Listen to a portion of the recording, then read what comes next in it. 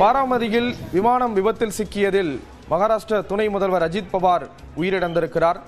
அவருடைய உதவியாளர்களும் அதில் மரணமடைந்திருக்கிறார்கள். மொத்தம் 6 பேர் பலியாகி இருப்பதாக கூறப்படுகிறது. 8 பேர் பயணிக்கக்கூடிய சிறிய ரக விமானம் தரையிறங்கும் போது விபத்தில் சிக்கியிருக்கிறது. அந்த விபத்தினுடைய காட்சிகளை பார்க்கிறோம். விமானம் உருக்குலைந்து கிடக்கக்கூடிய காட்சிகள் வெளியாக இருக்கின்றன. விவரங்களோடு செய்தியாளர் சுசித்ரா இணைகிறார். சுசித்ரா, 6 பேரும் மரணமடைந்திருப்பதாக கூறப்படுகிறது. விமான விபத்திற்கான காரணம் சொல்லப்பட்டிருக்கா? விவரங்களை பகிர்ந்துக்கலாம். மகாராஷ்டிராவுடைய துணை முதல்வர் உள்ளிட்ட 5 பேர் தற்பொழுது இந்த விமான விபத்தில் மரணமடைந்துள்ளதாக அதிகாரப்பூர்வ தகவலானது வெளியாக இருக்கிறது.